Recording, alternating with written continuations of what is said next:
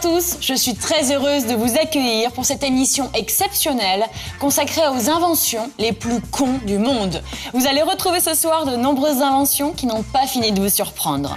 Et pour m'accompagner, j'aurai la chance d'avoir à mes côtés les deux experts en inventions et en gadgets en tout genre, le cultissime Patrice Carmouze et l'inénarrable Jérôme Bonaldi. Je recevrai également l'inventeur du pan juggling, un tout nouveau sport à base d'instruments de cuisine. Toutes les inventions sont dingues, complètement dingues. Vous allez vite vous en rendre compte, le sommaire. Depuis la nuit des temps, l'homme a toujours voulu inventer pour améliorer la vie de ses semblables. Oui, mais qu'en est-il de toutes les inventions inutiles, farfelues et déjantées ? Celles qui sont au placard, celles qui ne fonctionneront jamais et celles qui font probablement honte à leur créateur. À travers un incroyable voyage dans le temps et dans le monde, nous allons découvrir ensemble les inventions les plus cons du monde. Si, je vous assure, toutes les fabrications que vous venez d'apercevoir existent. Quelque peu artisanales pour la plupart, mais elles marchent. Et parfois même, elles servent au quotidien et pourraient vous faciliter la vie de tous les jours. Alors plongeons-nous dans ces inventions avec une série d'inventeurs français. Et le premier de tous est Monsieur Ladra. Il a inventé la soucoupe volante terrestre. Tout un programme. Aller sur la Lune, voyager dans l'espace, vous en avez toujours rêvé ? Voilà mon enfant. C'est mon invention, la première soucoupe volante terrestre. Eh bien c'est possible grâce à ce gros champignon confectionné par Jean-Claude, un inventeur lunaire. J'ai construit cette soucoupe dans le but de me rendre au triangle des Bermudes où je suppose se trouve la porte qui permettra d'accéder à la 4e dimension et voir au monde parallèle avec extraterrestres et puis tout ce qu'on leur peut imaginer. Parce que je suppose que eux, ça fait longtemps qu'ils nous rendent déjà visite. Le plus révolutionnaire, ce sont les moteurs qui eux, fonctionnent par télépathie, par réception des ondes électromagnétiques et les ondes magnétiques humaines. Et Simone, sa maman, n'est pas celle qui l'empêchera de partir. Ah non ? Non, si c'est son plaisir, je ne l'empêcherai pas. Il veut partir la nuit pour pas qu'il y ait des négatifs sur des ondes négatives qui l'emmerderaient, vous comprenez ? C'est ennuyeux, ça, des ondes négatives. Ça me prend tout ce que j'aurai en argent de poche, et à la fois ma famille, ma vie. C'est tout pour moi. C'est mon enfant, c'est tout de moi, ça. C'est ma création sur cette terre, en fait. Allez, on va faire le tour du propriétaire. Bon, ben voilà les fameux moteurs en question. Il y en aura 3, il y en a 2 qui sont en place. Pour alimenter ces moteurs, je vais me servir d'un tableau de bord similaire à celui-ci. Ça fonctionnera d'une part par un courant électrique et d'autre part par le fluide que je lui donne. Et cette croix-là, qu'est-ce que c'est ? Cette croix, c'est par là que je donnerai mon fluide et en même temps, c'est une protection, une sorte de filtre à fluide. Le plan de construction, il n'y en a pas vraiment. Ça se passe beaucoup dans les rêves, ça. J'ai rêvé un moteur, j'ai rêvé un engin, et puis j'ai décidé de réaliser un rêve. Finalement, l'avenir dira si j'avais raison. Pendant des années, Jacques Martin a mis à l'honneur des inventeurs très créatifs. Celui-ci, lassé de se faire voler ses affaires, avait inventé le manteau anti-vol. Démonstration. Ça y est, voyons. Voilà, je suis un voleur. Je ne me fais pas remarquer.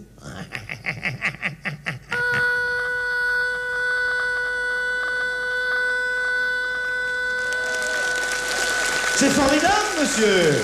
Et là. Et ça s'arrête. Casser le mien, ça s'arrête. Casser le mien, ça s'arrête. Ah oui, c'est formidable. Ah bon? Autrement dit, je sais comment faire, faut pas qu'il sonne en le prenant, tandis que quelqu'un d'autre se fait attraper du coup. Il y a un truc, hein. Bravo, monsieur Moons. Bravo. Eh oui, monsieur Moons, vraiment, bravo. Là, je confectionne la première culotte anti-sida pour les femmes. Une culotte anti-sida. Oui. Qu'est-ce que c'est ? Eh bien, c'est un préservatif féminin qui est vu par une femme pour des femmes, qui doit quand même décoincer les personnes qui sont mal à l'aise devant le réflexe du préservatif masculin. Je pense que ça concerne surtout les adolescentes. C'est pour ça que j'ai eu l'idée de coudre un préservatif à un slip monté sur la façon d'une couche culotte. Et ça se détache sur les côtés. Voilà. Et à l'intérieur, il y a un protège-slip comme dans tous les autres slips que l'on enlève au moment du rapport afin de pouvoir laisser se dérouler le préservatif à l'intérieur du vagin. Je pense qu'il faut même 2 slips, un slip avec le préservatif que l'on jette après le rapport et un slip jetable dans la même pochette pour que après le rapport sexuel, on ait un slip de rechange. Le suppositoire n'est pas un médicament qui s'administre comme les autres, mais Bernard a trouvé la parade. Ça, c'est le pouce suppositoire. Autrement dit, c'est un objet ignoble. Alors pour le poser, c'est facile. Il n'y a qu'à le mettre en présence où l'on veut l'introduire et on appuie directement, ça pousse et le suppositoire monte automatiquement. Et ceci, on n'a pas touché rien. C'est impeccable puisqu'on a les doigts propres et le suppositoire n'a pas été sali. J'ai inventé la valise mobile. Ça marche avec 3 batteries de 12 volts et un petit moteur. Ça, c'est une valise qui marche avec la voix. On dit par exemple en avant, ça marche en avant, ça roule en avant. On dit à droite, à gauche, plus vite, plus lentement. Ça, ça marche avec la voix. Hein. À gauche, à gauche, à gauche. Plus lentement, moins vite. Stop. En avant. Pas en arrière, hein. Et voici notre premier invité pour cette émission sur les inventions les plus cons du monde. Je pouvais difficilement ne pas inviter celui qui nous a fait tant rire avec ses démonstrations ratées dans Coucou c'est nous. Bonsoir Patrice Caron. Bonsoir, comment ça va? Très bien, et vous? Très bien, je suis ravi d'être avec vous. Alors comment faisiez-vous pour rater systématiquement toutes vos démonstrations? Écoutez, il n'y a pas d'explication très rationnelle. En réalité, il y avait 2 choses. C'est que moi, je m'occupais en plus de l'émission, du reste de l'émission, donc je n'avais pas le temps de m'intéresser aux objets avant de les découvrir, donc je les découvrais sur le plateau. C'est ce qui faisait tout le charme, c'était de découvrir l'utilisation en même temps. Et deuxièmement, ça ne m'intéressait pas tellement, donc je bossais pas ça. C'est bien d'être honnête. Heureusement, j'avais des assistantes formidables qui en trouvaient partout et qui me les ramenaient, et puis moi, je les découvrais en même temps que je les présentais à l'antenne. Donc c'était pas un critère, le fait que ça ne marche pas. C'était pas un critère, mais enfin, en même temps, comme c'était plutôt plus drôle quand ça marchait pas que quand ça marchait, voilà, je me suis pas beaucoup fatigué pour les faire marcher. Mais justement, il y a des personnes qui ont essayé de vous contacter pour acheter notamment l'une des inventions que vous avez présentées. Oui, alors ça aille plus loin, en tout cas. Bizarrement, ça marchait très bien. Et on avait beaucoup de propositions. Moi, je me souviens, par exemple, une fois, je crois que c'était une émission avec Marc Jolivet qui était comme invité. Et puis, il y avait un type qui m'avait proposé des chaussures, je ne sais plus ce qu'elles avaient. Et donc, je lève mon pied comme ça, et je dis à Christophe et à Marc, comment vous trouvez mes chaussures? Et tous les deux font en cœur à chier. Il y avait l'inventeur qui était là. Je dis non, elles sont vachement bien. Ça se fait pas. Regardez-les bien comment elles sont à chier. Et là, je me suis dit, le mec, il va m'en vouloir. Il va me dire, ouais, vraiment, c'est pas sympa et tout ça. Il était ravi. C'est dans l'autre sens, je crois qu'il en a vendu plein. Et avant d'en savoir plus sur vous, Patrice, je vous propose de regarder ensemble ce qui se passe sur le net. Parce que là aussi, les inventeurs affluent, c'est le moins qu'on puisse dire. On regarde et on se retrouve juste après. Comment rester concentré sur un match de foot tout en allant chercher à boire? La solution, le lanceur de canettes. Il faut être adroit tout de même.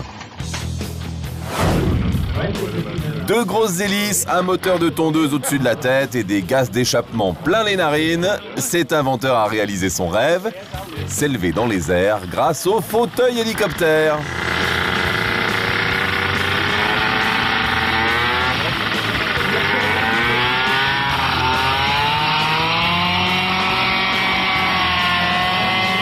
Une invention qui ira pas très loin.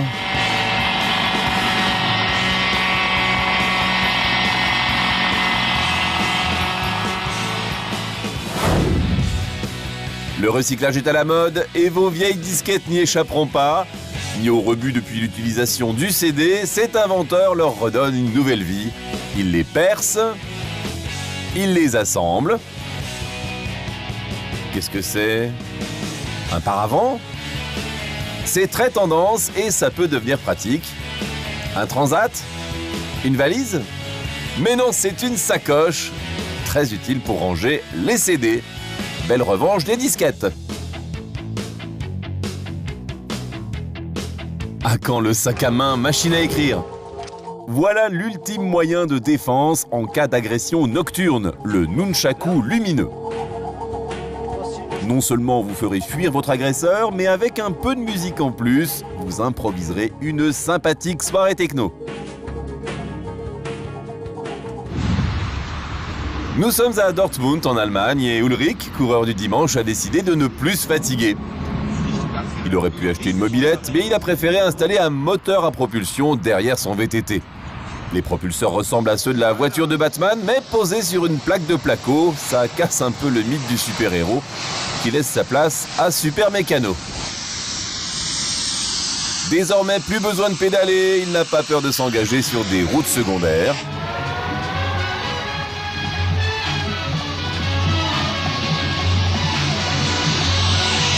Du coup, à cette vitesse, le port du casque devient obligatoire.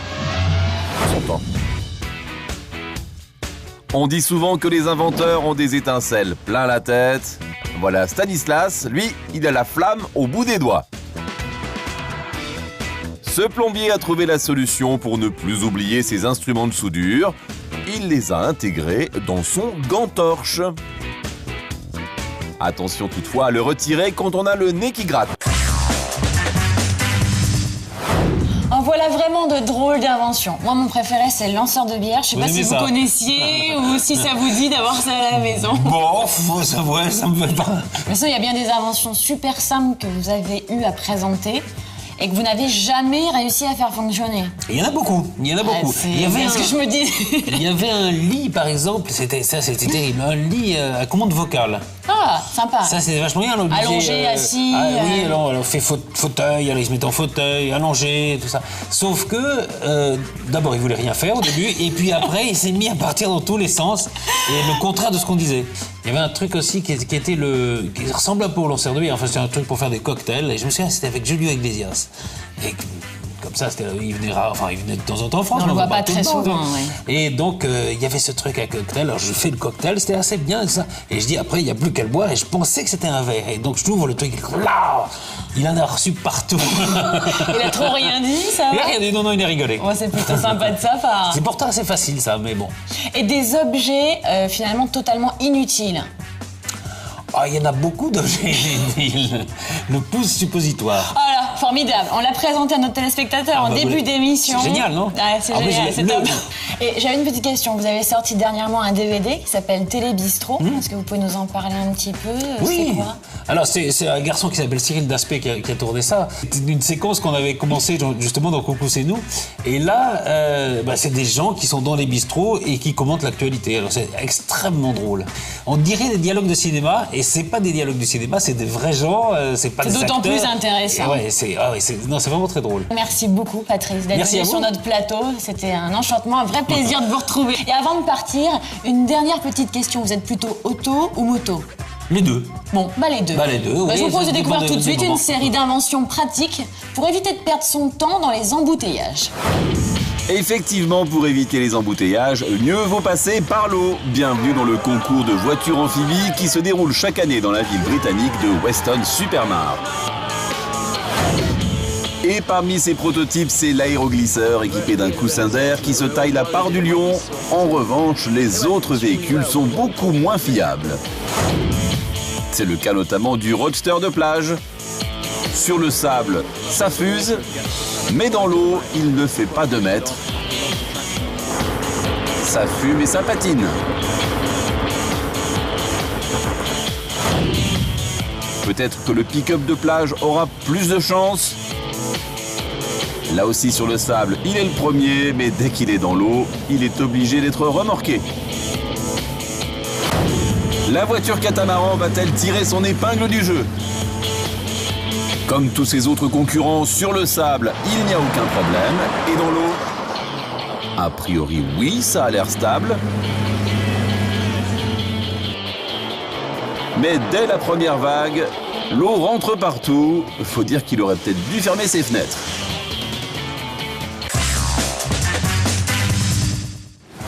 Nous avons passé en revue une quantité d'inventions insolites de tous les genres, toutes plus bizarres les unes que les autres. Et dites-vous bien que ce n'est pas fini. On continue donc sur notre lancée. Regardez. Cette fois, l'idée est vraiment farfelue. Faire du café dans une voiture, c'est l'idée originale imaginée par une bande d'étudiants pour une émission scientifique néo-zélandaise. Première étape, torréfier le café. Deuxième étape, pour faire du bon café, il faut trouver une bonne cafetière. Ce vieux percolateur va vraiment lui donner un côté très classe. En route pour l'assemblage, c'est comme du tuning. On soude les tuyaux. On ajuste, on ponce, on vernit et on peint. Ne vous y trompez pas, ces jeunes gens préparent une cafetière d'un nouveau genre et non pas un dragster, contrairement aux apparences. Étape suivante, le moteur. Ces inventeurs ont à la fois le souci de l'efficacité, mais aussi de l'esthétique. Avec cette couleur rouge sur le moteur, qui n'est pas sans rappeler une célèbre marque de voitures de prestige, ils mettent toutes les chances de leur côté. Il ne reste plus qu'à trouver la remorque qui va accueillir leur cafetière ambulante. Voilà qui fera l'affaire.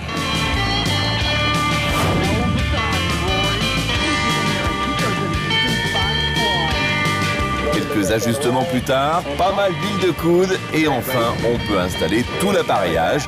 On a vraiment l'impression d'assister à une préparation de voiture de course. Le stress monte et il faut vraiment que tout le monde soit épaté.